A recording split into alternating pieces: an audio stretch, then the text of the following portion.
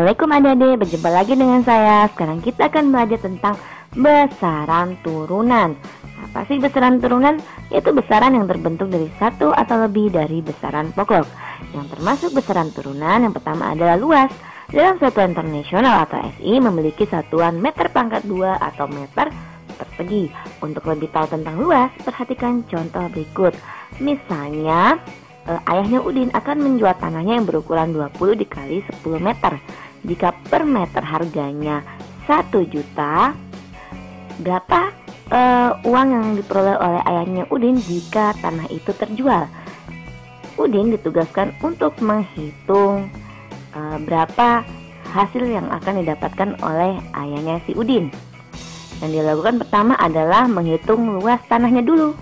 Tadi luas tanahnya 20 dikali 10 meter.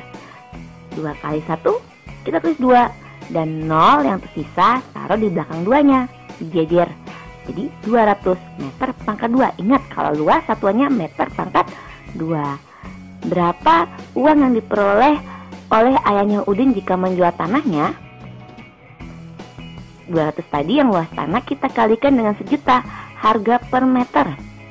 Nah, 2 kali 1 ditulis dulu, tulis 2. 0 yang sisanya kita tambahkan di belakang 2. 0-nya ada 2, 4, 6, 8. Ada 8. Ditulis di belakang 2, 0-nya 8.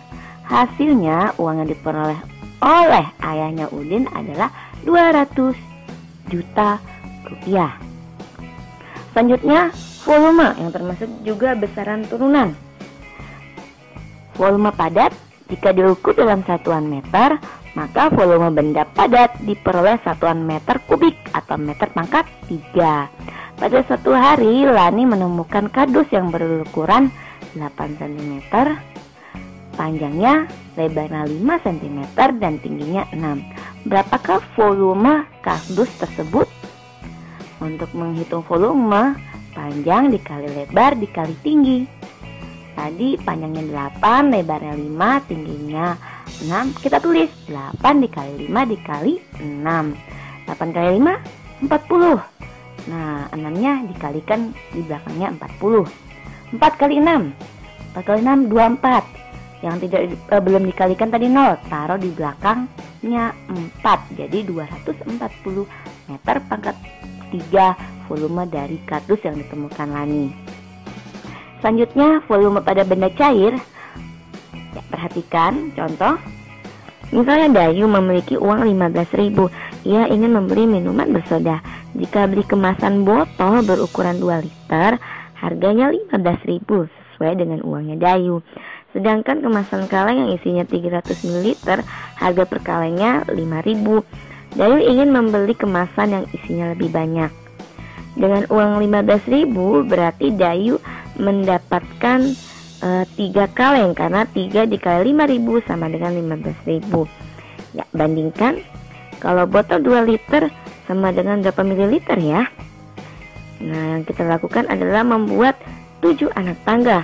Yang pertama dimulai dari kiloliter, hektoliter, dekaliter, liter, desiliter, sentiliter, dan mililiter. Dari liter ke mililiter itu turun 3 tangga. Setiap turun kalikan 10. Nah, kalau 3 tangga berarti 10 kali 10 kali 10 sama dengan 1000. 1 liter sama dengan 1000 ml. Kalau 2 liter berarti 2 dikali 1000 sama dengan 2000 ml.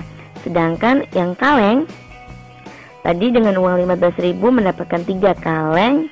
Berarti 3 dikali 300 mili sama dengan 3 kali 3 plus 2, 9. Di belakang 3 itu ada 02. Nah, pindahkan ke belakangnya 9, 02 itu. Hasilnya kaleng 3 kaleng isinya itu 900 ml. Jadi Dayu akan mendapatkan isi yang lebih banyak jika ia membeli kemasan botol. Ada lagi yang termasuk dari besaran turunan yaitu konsentrasi larutan. Nah, contohnya seperti ini. Misalnya Edo ingin melarutkan 20 gram gula ke dalam 2 liter air. Berapa konsentrasi larutan gula yang terbentuk Untuk menghitung konsentrasi larutan, yang perlu diketahui adalah massa terlarut dan volume pelarut. Massa terlarut dibagi dengan volume pelarut. Tadi massa terlarutnya 20 gram dan volume pelarutnya 2 liter. Nah, 20 gram dibagi 2 liter. 20 dibagi 2 sama dengan 10 gram per liter. Selanjutnya, laju pertumbuhan. Laju pertumbuhan juga termasuk dalam besaran turunan. Perhatikan, di sini ada contoh. Misalnya, Ayah Siti menanam jagung. Saat diukur Siti pertama kali, tinggi jagung 10 cm.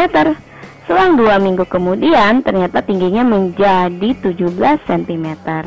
Berapa pertumbuhan tinggi jagung tiap harinya?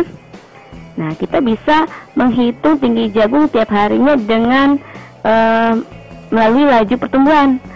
Laju pertumbuhan didapat dari pertambahan tinggi dibagi selang waktu. Pertambahan tingginya tadi dari 17 kita kurangi dengan 10 cm. Kemudian selang waktu tadi selangnya 2 minggu, jadikan hari. 1 minggu itu 7 hari, berarti 2 dikali 7 sama dengan 14 hari. 17 dikurangi 10 sama dengan 7, lalu 14 ada di bawah, 7 per 14 hari. Kemudian kita sederhanakan 7 dan 14, biar sama kita sama-sama bagi dengan 7. 7 bagi 7, 1, 14 bagi 7, 2. Hasilnya pertumbuhan tinggi jagung tiap harinya adalah setengah atau 1/2 cm per hari. Sampai di sini dulu perjumpaan kita. Sampai ketemu lagi. Selamat belajar.